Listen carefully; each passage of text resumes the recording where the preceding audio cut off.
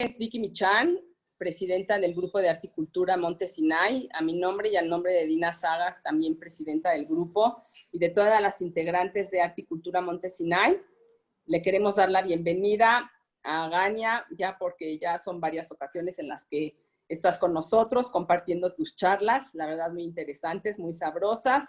Y bueno, bienvenida a todas las personas que se metieron y que están con nosotros escuchándonos. Es un placer que estén con nosotros.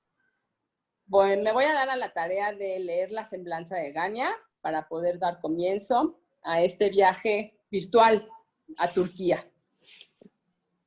Gania Cohen nació en la Ciudad de México, es exalumna del Colegio Monte Sinai, cursó la licenciatura en Comunicaciones, la maestría en Humanidades, así como diversos diplomados. Durante años estuvo dedicada a la elaboración de contenidos, cofundando la empresa Canic y dirigiéndola de 2009 al 2013. Posteriormente colaboró en la página web de Fernanda Familiar durante 2 años, Un Mundo Ejecutivo y algunos otros medios.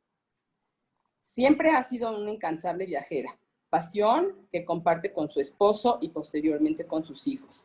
Pero no fue sino en el 2016, a partir de un viaje a la India, que tomó la decisión de entrar de lleno en esta profesión, de pasar de la teoría a la práctica y ayudar en la medida posible a que la gente viaje y lo haga de la mejor manera, siempre intentando dar lo mejor de sí en cada uno de los itinerarios que prepara y poniendo su toque y dedicación personal en ello. Gracias, Gania, bienvenida y damos inicio a la plática con Turquía. Gracias Vicky, gracias a Monte Sinai por invitarme por tercera vez a participar en estas charlas, que pues yo también disfruto muchísimo y espero pues ustedes también que comparten mi pasión de viajar, que están conmigo el día de hoy. Vamos a empezar a compartir pantalla.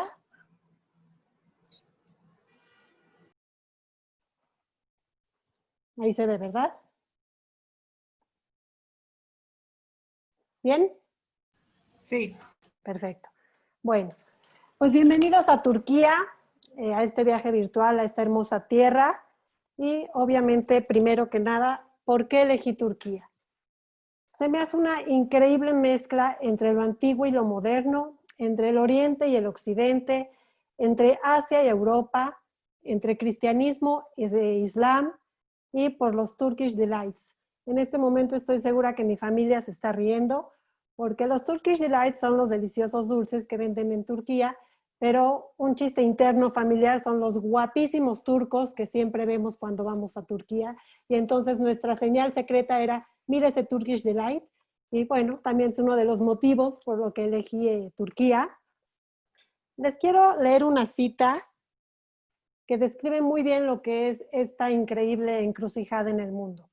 Aquella ciudad en el cruce entre 2 mares y 2 continentes parecía un diamante engarzado entre 2 zafiros y 2 esmeraldas, para formar la piedra más preciosa en un anillo de imperios universales. Este es el sueño de Osman, una cita de este sultán otomano, y este es el sueño que él tenía de Constantinopla, junto con mucha gente que intentó conquistarle en su tiempo. Entonces, es una encrucijada en el mundo. Vamos a ver en dónde está. Primero, si ven el mapa redondo del globo terráqueo, está literalmente en lo que es el corazón de entre Asia y Europa. Es, digamos, le llaman la bisagra de estos 2 continentes, y hay quien dice que es una forma de mariposa, y Turquía es, digamos, el cuerpo de la mariposa que une ambas alas. Se me hace una analogía preciosa para lo que es este lugar. Lo rodean 3 mares, como ven. Al norte está el Mar Negro, al este está el Egeo y al sur está el Mar Mediterráneo. Es un país estratégicamente situado y por eso se le llama cuna de civilizaciones. Al este tiene una frontera con Grecia y con Bulgaria, perdón, al oeste, y al oeste tiene Siria, Irak, Irán, Azerbaiyán y Georgia, disculpen. Al este con Bulgaria y con Grecia, y al este con estos que ya mencioné. Entonces, como ven, está en medio de muchos mundos, ¿no? En medio, junto a los Balcanes, junto a lo que fueron los distintos imperios de la época italiana y obviamente en medio de esta parte de Asia que vamos a ahondar más adelante. Un poquito vamos a hablar de cómo es. Espérenme que... Perfecto. Tiene una superficie de 783,000 kilómetros cuadrados. Para que nos demos una idea, con México es aproximadamente una tercera parte de lo que es el territorio mexicano. Tiene 83 millones de habitantes, 90% de los cuales profesan el Islam y 70% pertenecen a la rama sufí, que también vamos a hablar un poquito más adelante de lo que es esta rama de los sunitas. La capital es Ankara, es la 13ª economía del mundo. Es una república presidencialista y se habla el idioma turco, que es un idioma que desciende de lo que hablaban los pueblos del centro de Asia y que finalmente se fue adaptando a esta península de Anatolia. Y es el 6º país más visitado del mundo, tiene más de 52 millones de turistas al año, nada más para que nos demos una idea de lo que es el turismo para este país. Y antes de entrar a lo que es la ruta como tal de Turquía, me gustaría hablar un poco de historia, porque es muy difícil comprender este destino si no recorremos un poco lo que fue y lo que ha sido la historia en esta encrucijada. Es un lugar por el cual pasaron hititas, persas, lidios, griegos, romanos, los bizantinos obviamente, los cruzados, los otomanos. Y cada uno de ellos dejó a su paso pues huellas, lo que hace de este lugar una espléndida mezcla y lo que hace tan rico al visitante esta visita.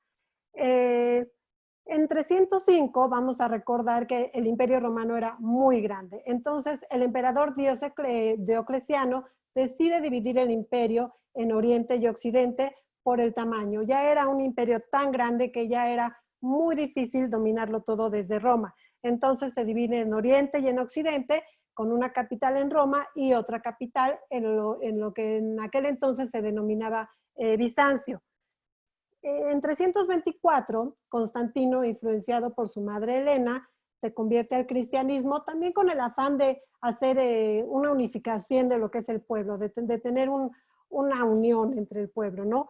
Y entonces funda Constantinopla. De ser Bizancio, él toma su nombre, lo hace Constantinopla, la ciudad de Constantino, y a partir de que él decide convertirse al cristianismo, este imperio se va hacia arriba, y de aquí tenemos muchísimos años de auge, son 1000 años, lo que el imperio bizantino después de esta conversión, pues es una de las ciudades más ricas y más importantes del mundo. Se convierte en la ciudad más rica de toda la cristiandad, mientras que Roma, recordemos que pues entra en una etapa de la Edad Media a partir del siglo IV, cuando los pueblos bárbaros descienden del Rin y empiezan a invadir lo que es el Imperio Romano, pues Roma se va hacia la Edad Media y Constantinopla se va para arriba, se convierte en uno de los imperios más importantes de todo el mundo. En el siglo VIII entra la disputa iconoclasta, que empieza de alguna manera a debilitar el imperio bizantino. Vamos a recordar un poquito lo que es esta disputa iconoclasta. Es la discusión entre adorar y las imágenes o desaparecerlas completamente del culto, ¿no? Y entonces en este caso casi todas las iglesias del imperio bizantino son destruidas o en su defecto las imágenes como la que tenemos aquí en la pantalla, por ejemplo, son tapadas con cal. Entonces muchas de ellas gracias a eso sobrevivieron, pero esta disputa fue y vino a lo largo de muchos siglos.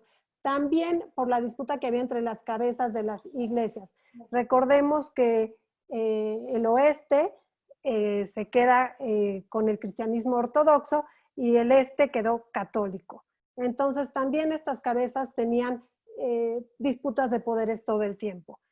Los árabes comienzan a expandirse, Mahoma en el siglo VII empieza a expandir lo que es la cuestión del Islam y a partir de esto todo el islamismo en Asia comienza a fortalecerse y es cuando los turcos selyúcidas, estos pueblos del centro de Asia, pues ya convertidos al Islam, empiezan a descender, a bajar a lo que es la península de Anatolia, estableciéndose ahí desde el siglo XI y fueron fortaleciendo su imperio poco a poco, hasta que finalmente en 1453 el sultán Mehmed, es el que finalmente derrota lo que es el imperio pues, bizantino, al imperio romano, y conquista Constantinopla con esta caída que es tan famosa y de la cual se han escrito muchísimos libros, ¿no?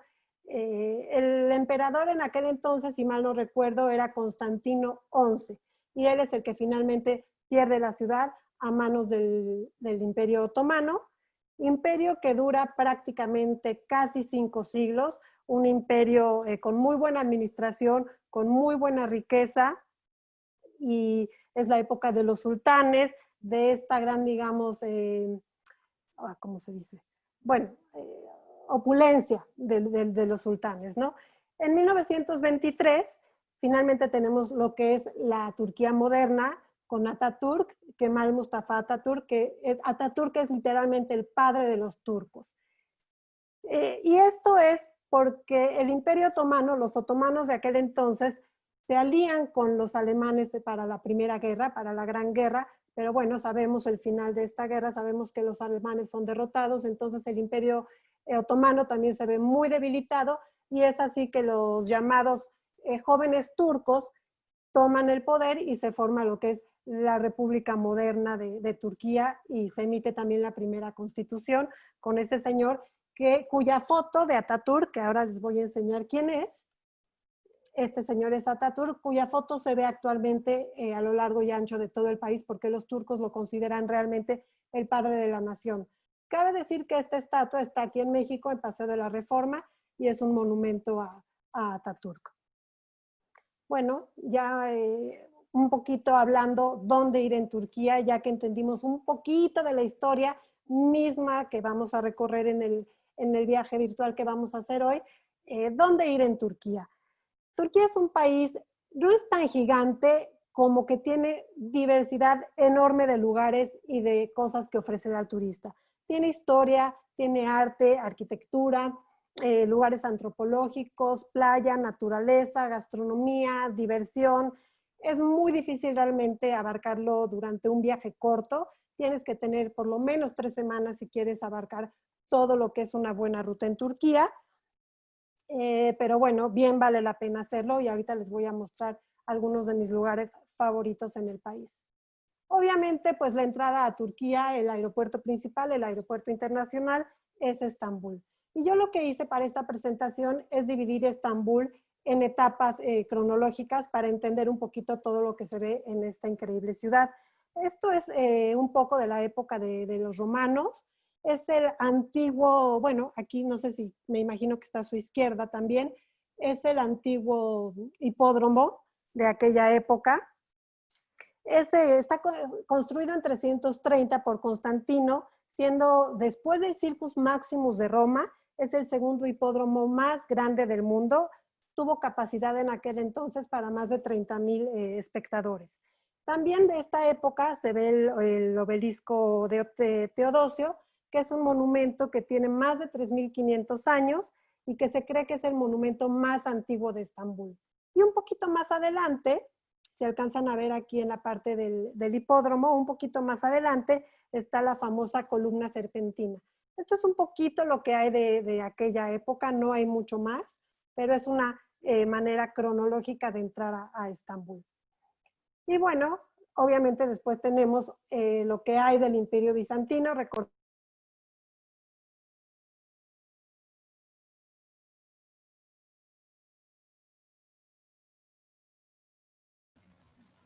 Gania, se apagó tu micrófono.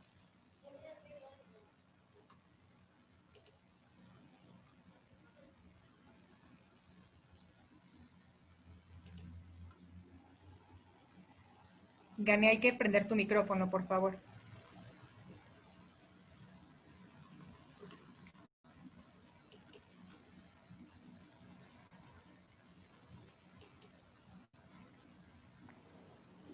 Hay que hablarle por teléfono para que lo prenda. No, ya vio, pero no está pudiendo. Sí. Trata donde dice... Gania. No está pudiendo.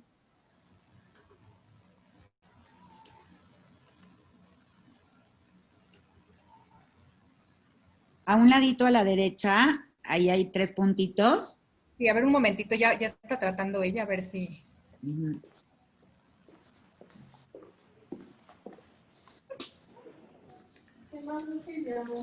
¿Quieres hablar por acá? Pero no sé.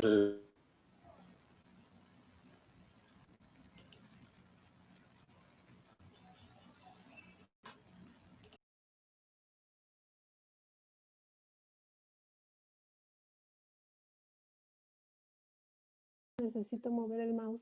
¿Ya?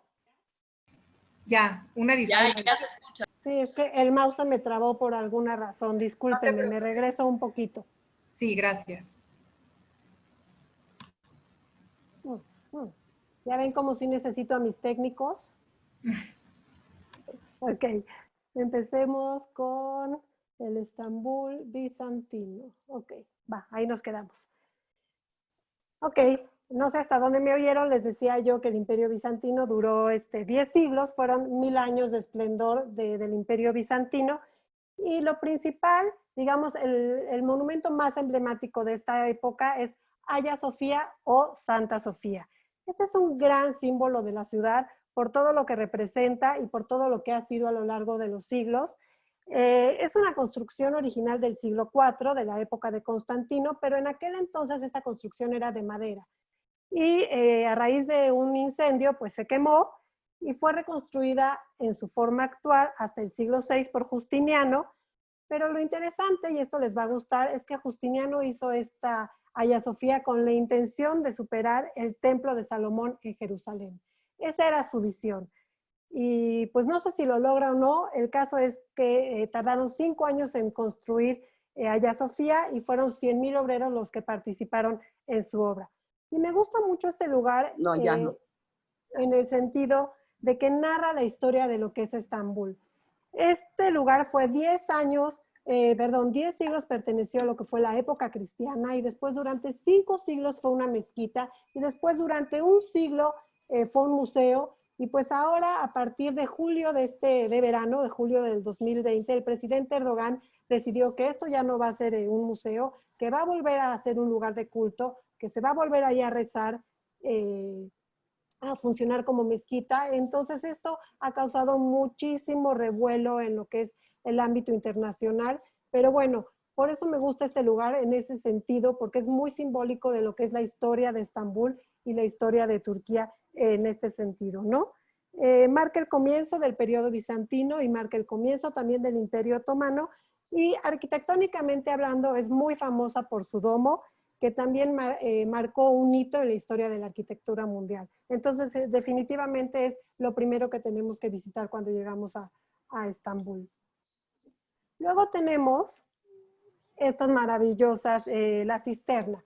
La cisterna que pues obviamente está construida por debajo de la ciudad, que todavía hasta el día de hoy funciona como tal. De hecho, todavía vemos las columnas que son del estilo pues grecorromano, pero la verdad es que la cisterna fue construida en la época bizantina. Y lo más curioso, lo que más atrae la atención de los visitantes, son 2 piedras gigantes que tienen la forma labrada de medusa, como la ven aquí, que está, la piedra está invertida, y esas mismas piedras sostienen 2 columnas de esta cisterna, que pues es una visita también súper interesante.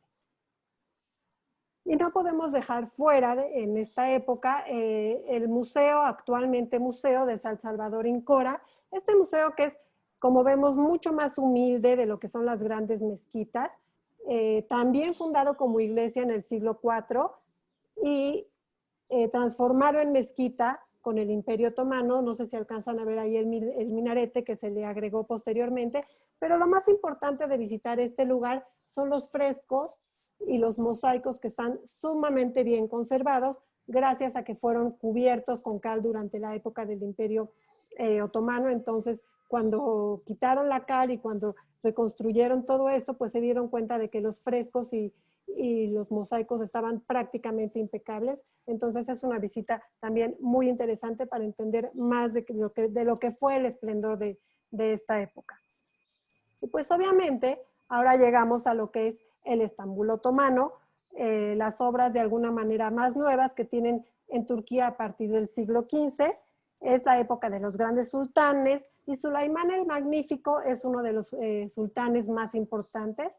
Y esta mezquita que estamos viendo aquí es precisamente la mezquita de Sulaimán. En esta mezquita caben más de 5,000 personas y está construida en una de las 7 colinas que tiene Estambul. Estambul es una ciudad, al igual que Roma, que tiene muchísimas colinas y bueno, esta mezquita está construida sobre una de ellas, por eso destaca en el paisaje de lo que es la ciudad. Es de 1550 y fue construida por un arquitecto increíble, de hecho, por el arquitecto más importante del Imperio Otomano, el famoso Sinan, del cual se dice que construía sin siquiera planos. Él tenía todo en su cabeza y como tal lo podía plasmar. Y realmente la época de Sulaimán fue la época de oro de lo que fue el Imperio Otomano. Ahora tenemos la Mezquita Azul. Esta mezquita fue construida un poquitito después, hacia 1600, y esta mezquita fue construida por el sultán Ahmed. Y pues Sinan obviamente ya no existía, pero toma al discípulo más destacado de Sinan y es el que construye esta famosa Mezquita Azul. Como ven, tiene más de 200 vidrieras venecianas y se le llama azul precisamente por esto, porque cuando entra la luz a la mezquita, a través de estas vidrieras, toda la imagen se ve azul, y también por la cascada tan increíble de cúpulas que tiene, como pueden ver en la imagen que les pongo acá, también cubierta de mosaicos de tonos azul.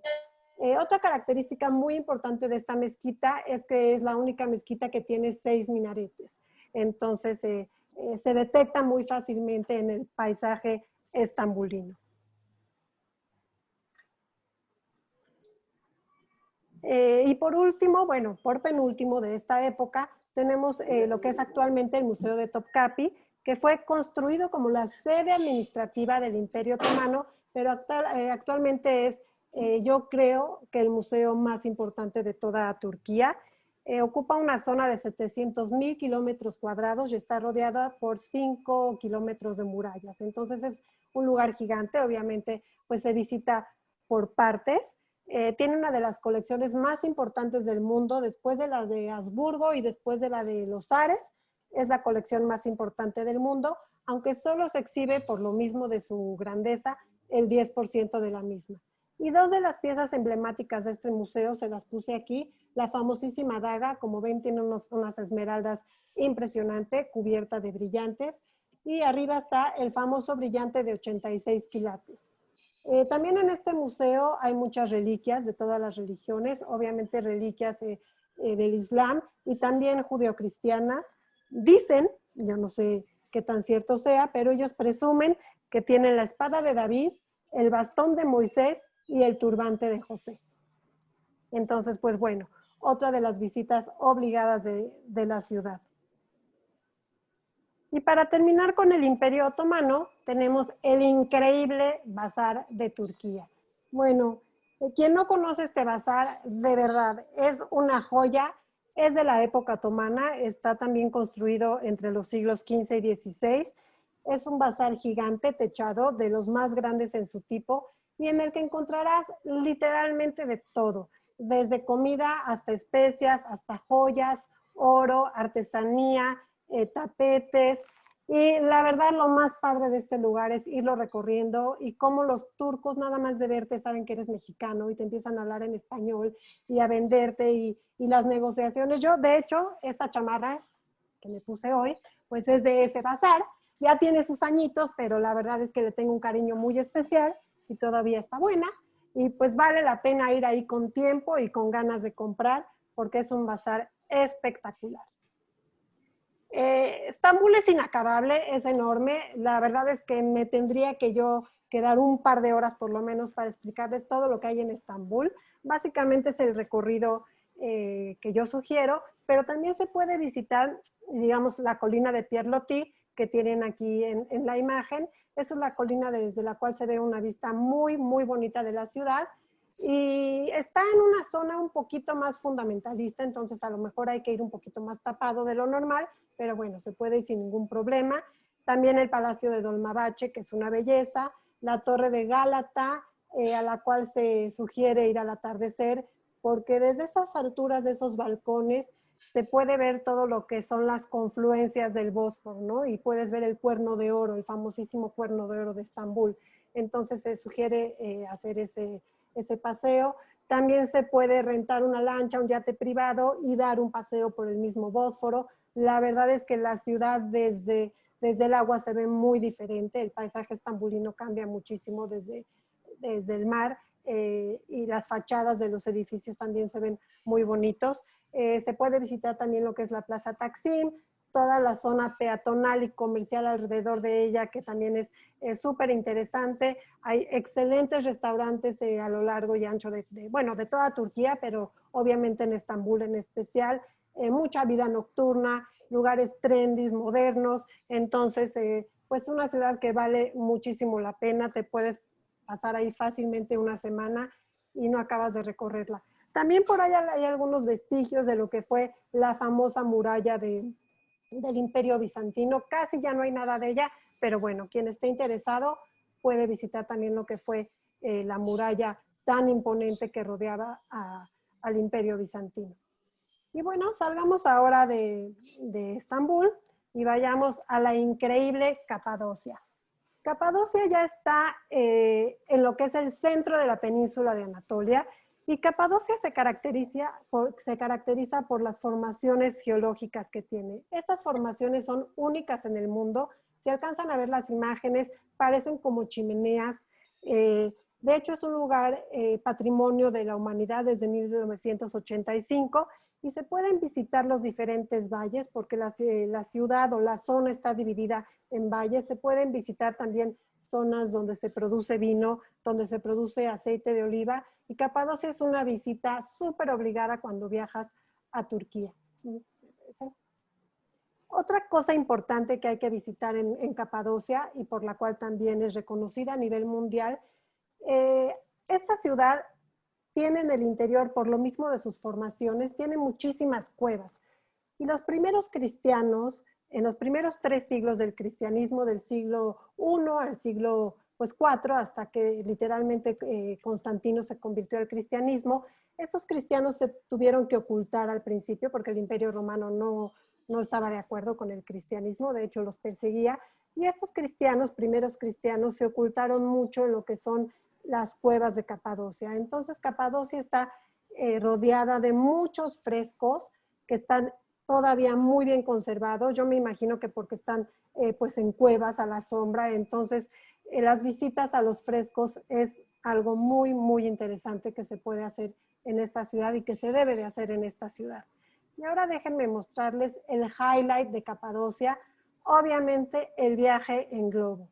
No te puedes perder esto. Ver Capadocia desde la altura desde lo que es el globo, ver los valles, ver las formaciones rocosas, el tono arenisco que tiene toda la ciudad, es una belleza increíble. La desmañanada bien vale la pena y ver el amanecer desde allá arriba es una experiencia única e irrepetible en este lugar.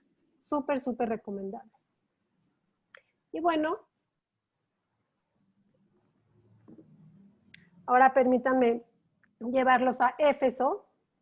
Éfeso, que ya está en la costa, frente al Egeo, son unas ruinas grecorromanas, pero lo más impresionante es la fachada de la biblioteca. Yo creo que pocas veces hemos visto en el mundo, bueno, en Petra también, pero fachadas de edificios tan impecables y tan impresionantes, pocas veces se ven como se ven en este lugar.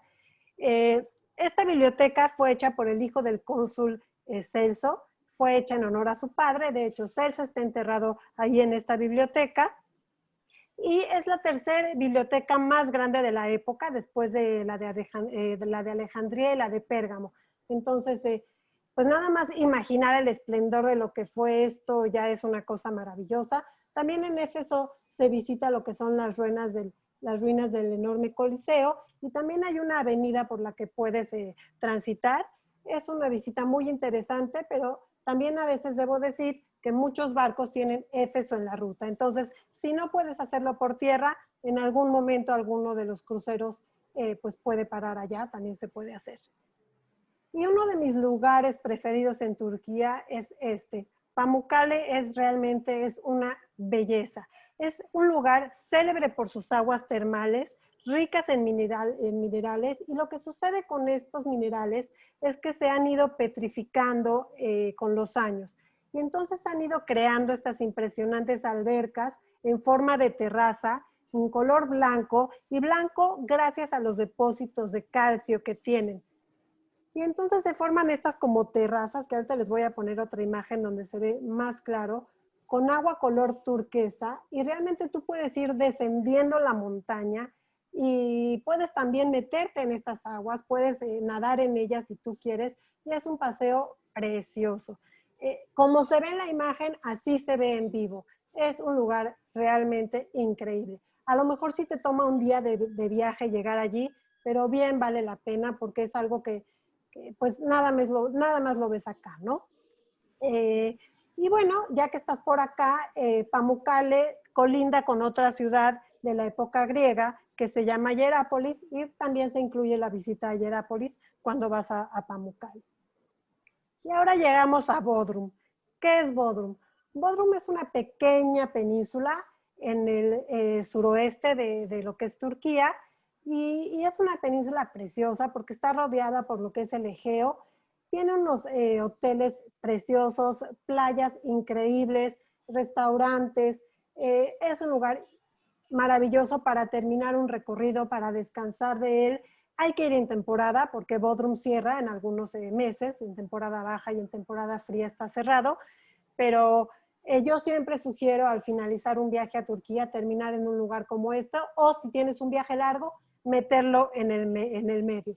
Bodrum, además de playas y hoteles increíbles, ofrece también unos hermosísimos pueblitos para ir en la noche a cenar, a tomar una copa, pueblitos como muy locales que tienen tiendas de artesanía, artistas pues como más boutique, digamos. Entonces son también, vale mucho la pena salir de tu hotel, ir a estos pequeños pueblitos. También puedes visitar las dos marinas. Hay una marina vieja y una marina nueva. La marina nueva es un lugar modernísimo, tiene hoteles pues tipo Nobu y bares muy modernos, discotecas, centros nocturnos, o nada más caminar por la marina nueva es un placer. Y la marina vieja también vale la pena porque tiene el antiguo faro que se puede visitar y de noche está muy bonito iluminado. Vale muchísimo la pena terminar en Bodrum, o también en alguna de las famosísimas playas de lo que es la costa pues ahora sí que turquesa. Yo realmente pensé que Turquía, y aquí se las pongo, aquí al Mediterráneo, la costa del sur de Turquía, que colinda con el Mediterráneo, es lo que se conoce como la costa turquesa. Yo pensé que Turquía se llamaba turquesa por esto, pero no. Turquía es Turquía por el pueblo turc, que mencioné yo a un principio, que son estos pueblos que descendieron de Asia, y es el pueblo turc, que significa fuerte. Pero bueno, también podemos pensar, si nos gusta, que Turquía se llama Turquía por las hermosísimas playas color turquesa que tiene, sobre todo en la parte del Egeo y en la parte del Mediterráneo. Y si me permiten, les voy a poner un video. Casi no tiene sonido.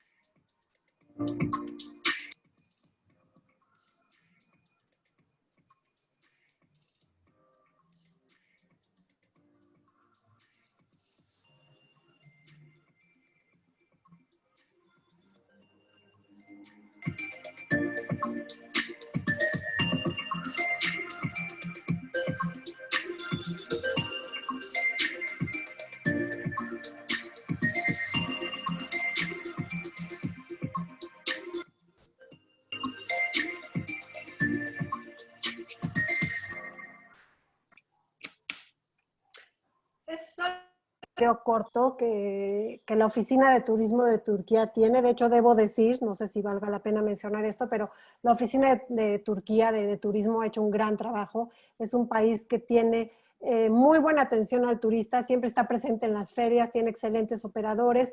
Como visitante siempre te sientes muy seguro. Entonces, estos son videos que hace el gobierno turco, obviamente, para promocionar al país, pero nos da un poco la idea de lo que estamos viendo, ¿no? Y entonces, de lo que hablé es la ruta básica que yo siempre propongo de entrada a Turquía, pero Turquía tiene mucho más. Entonces, a esta ruta básica que mencioné ahorita, que recorrimos Estambul, Pamukkale, Efeso, Bodrum, siempre se le puede agregar diferentes cosas. Y una de ellas es Ankara, Ankara que es la capital desde 1923, que es una ciudad más modernista, tiene lo que son las grandes bibliotecas, el parlamento, ¿qué más? Las universidades famosas y también el mausoleo de Atatürk, que pues mucha gente va a Ankara a visitar el mausoleo de lo que fue el padre de la patria. También podemos visitar algún monasterio con los derviches. Les voy a recordar un poquito lo que son los derviches. La mayoría de los turcos, como mencionamos en un principio, pertenecen a la rama sufí y los derviches son parte de esta rama sufí. Son fraternidades que se comenzaron a formar a partir del siglo XII. Hay 50 millones de ellos en todo el mundo y derviche literalmente significa en busca de las puertas. ¿Por qué? Porque es gente que a través de sus danzas, a través de estos círculos y de estas ruedas que ellos hacen, persiguen alcanzar estados místicos y elevar su estado de conciencia para poder alcanzar a Dios. De hecho, cuando esta gente baila, se alcanzan a ver la imagen del Señor, tiene una palma hacia arriba y una palma hacia abajo. Y así es como ellos danzan porque quieren unir el cielo con la tierra. Entonces, tener la oportunidad de ver una danza derviche, yo creo que solamente en Turquía, desconozco si en algún otro lugar se puede hacer esto, y es una experiencia, ahora sí, mística.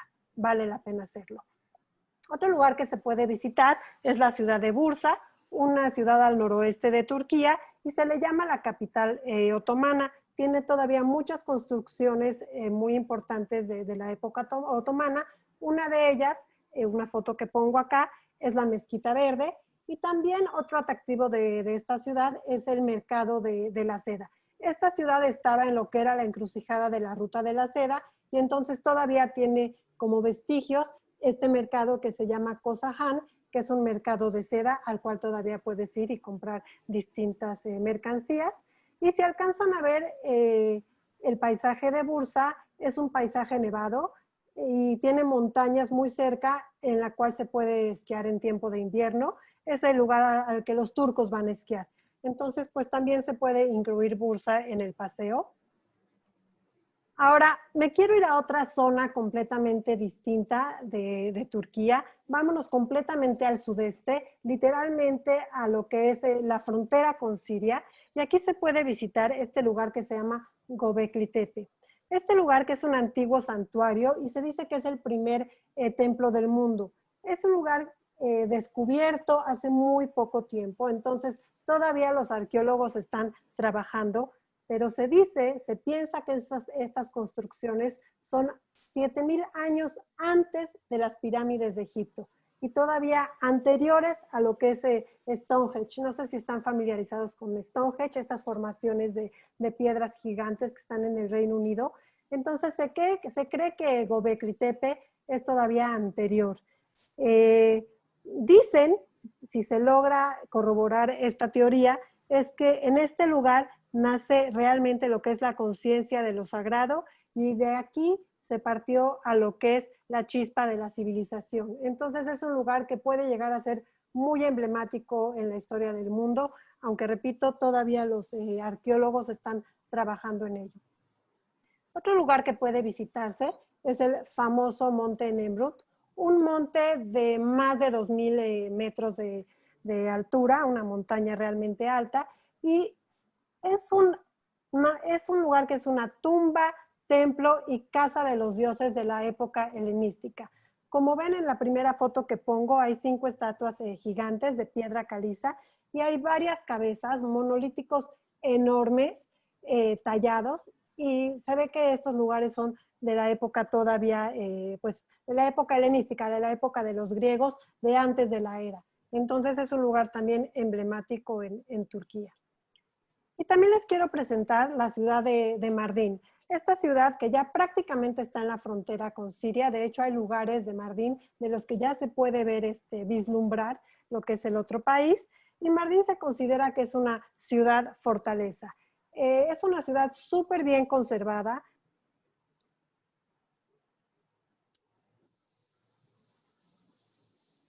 Gania, otra vez te silenciaste.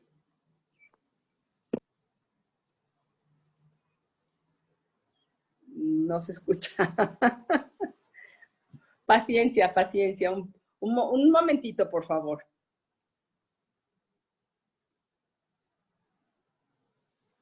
Mouse. Ya. Gracias. Qué bueno que está mi técnico auxiliar. Ahora sí. Bueno, Gracias, me quedé en Mardin, esta ciudad que tiene tonos cálidos, como ven en la foto, toda muy generalizada en cuanto a sus tonos caramelos, naranjas, marrones. Destaca en ella una mezquita construida en el siglo XII, pero también de Mardin. Lo que me gusta de esta ciudad es que pasaron por ella muchísimas culturas. Turcos, asirios, árabes, armenios, kurdos, caldeos, y obviamente cada una de ellas fue dejando una huella misma que puedes ver a lo largo de tu paseo de esta antiquísima ciudad. Entonces, esta ciudad en algún momento se le apodó la ciudad de las lenguas por la variedad de lenguas que se hablaban en ella.